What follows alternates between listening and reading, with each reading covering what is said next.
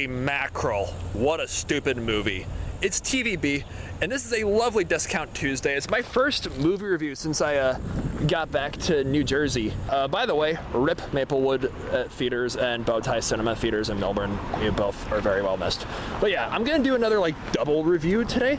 I just saw Meg 2, The Trench, and I got like, it's roughly 6 o'clock right now, so I got like an hour and a half to kill before I have to go off to the next movie theater to see Talk to Me. I'm very excited for that film. I've heard praises for it. But yeah, I just saw Meg 2, The Trench, and you know, I saw a trailer for that movie and I was just like, really? Another Meg movie? Because the first Meg was like, that movie's 5 years old now. That's crazy to think about. Yeah, it was okay. So when I heard that a sequel was announced, I was just like, really? You don't need a sequel for everything, guys. I mean, I like Jason Statham. He's a great actor, and I'm happy to see him in whatever movie he's in. Like, you could make like the worst like dog pile trash movie in existence, and if Jason Statham is in it, he'll still be like one of the best parts about it. That's just the kind of actor that he is. But still, there's like, the first Meg was just like, there's nothing good about it. There's nothing really bad about it either. Like I said, it was just okay. There's nothing really like good about this movie either, but there are many things bad about it. Like, the dialogue was so cringy at a few scenes. The acting was really choppy, and it tries, like, the first half of the movie tries being this like psychological, like, confined thriller at the bottom of the ocean where all the Megs and other like prehistoric sea monsters live. But like, it just doesn't really, but it just gets so bogged down where the character is like, it's trying to be like, oh look at this, like, who cares about ecosystem, we're making money. Just so cliche. And the second half of the movie is when the giant sharks and, you know, the other, like, and then there's a giant octopus too that you guys might have seen in the trailer. They start attacking all the people. I'm just like, why couldn't this have just been the entire movie? We just have to slog through so much nonsense before we get to that though. And the movie is an hour long and 56 minutes. It felt way longer than that, and I couldn't like pull myself to give a crap about the characters or the Megs. Here's what I don't get. Like, if they want to make a sequel to the Meg movie, like, I understand that, but this, like, there's wasted potential with these Meg movies, right? Like, I've been a huge fan of, like, prehistoric stuff for as long as I can remember. I'm obsessed with dinosaurs and Ice Age animals and, like, all different geological time periods. Why not have it just be the Meg? Like, why have a giant octopus? We could have, like, a Mosasaurus. Like, why not have the sequel be called, like, the Moses? Yeah, short for Mosasaurus. I hope my friend my friend Moses in Fort Collins would approve that joke. Shout out to you, man. I miss you. So why not have like a Meg versus Moses movie? Because like the film opens like 65 million years ago, the end of Cretaceous period, where there's a T-Rex like trying to ward off these like weird lizard things that we don't even know even existed, and the Meg comes in and just devours a T-Rex. I'm like, guys, the T-Rex lived like a solid like 65 million years before Megalodons did. Like, what is it with like Hollywood always trying to make like prehistoric, like giant prehistoric monsters fight the T-Rex? There are other prehistoric monsters out there. Goodness gracious, this movie. Anyways, guys, Meg 2, The Trench. I think I've kind of gone on about this movie for long enough, so I'm just gonna conclude this review by saying this. Is this movie better than the first film? No. I think the first film, again, it was okay, but this film was just like managed to have the the not great qualities about the first movie be even worse. Is it better than 65, the last like prehistoric themed movie we got this year?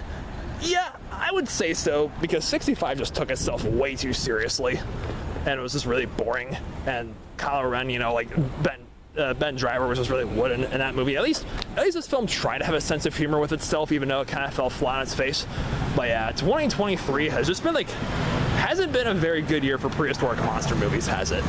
So I'm giving Meg 2, The Trench 3 out of 9 stars. It's a forgettable film. Got like another hour to kill before I go off to see Talk to Me. So yeah, I'll cut this part of the video short right here, and I will see you guys after I see Talk to Me. 3 hours later.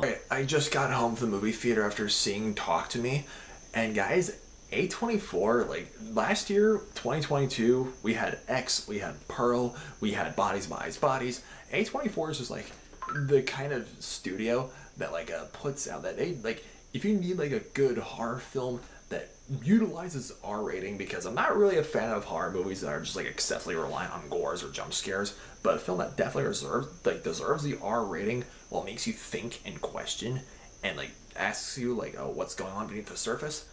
Turn to A24 because these people, they know what they're doing. Like, I heard the praises, I heard about the critical reception for Talk to Me, and guys, believe the hype. This is like, as of now, probably the best horror film that's come out this year. I'm just gonna say it. Like, Talk to Me was like, it follows like a group of Australian teenagers. They like shake this like weird prosthetic head and say like, oh, like talk to me, and a whole bunch of scary stuff just goes down from there. The majority of the film is told from Mia's perspective as our main character, like who's played by Sophie Wilde. And I think it's horror movies. They do a great job when they get you to really feel bad for a character whose perspective you see, because like, understandably, everyone else in the movie thinks that she's going crazy. But when you see the demonic stuff is going on in front of her eyes, you're just like, oh man, I'm so like rooting for her that she gets out of this. And like I said, I'm not the biggest fan of like gore and horror movies, but there's a difference between gore and disturbing imagery, and this movie intertwines both of those very effectively. And there are plenty of scenes where I was just like, this is getting really scary, and I'm like, I like almost had to like turn away from the screen in a few scenes. Like, holy cow, the cinematography, like, you felt like you were there. And it harkens back to like the times where like I was like in high school, my friends and I would like, you know, watch scary movies and be like, oh, we should like maybe emulate like seances or like weird rituals like this. But I realized, nah, that's best not to do that. You gotta, like, if you haven't seen Talk to Me already, I'm so glad it finally got its wide release. And I'm not sure if Babadook is an A24 film, but I know it's an Australian film.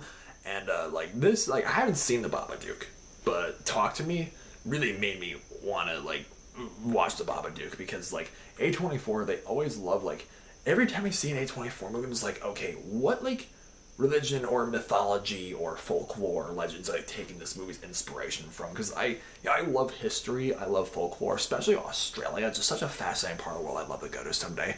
But anyways, yeah, Talk to Me totally deserves an 8 out of 9 stars.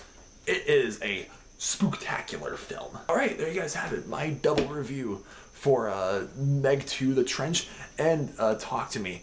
Like, if you guys, have you seen either of those films? What did you think of them? Did you like them, not like them, think they're just okay, or whatever else? Let me know in the comments down below, and subscribe to my channel, please. You guys have a nice night. Stay peacefully.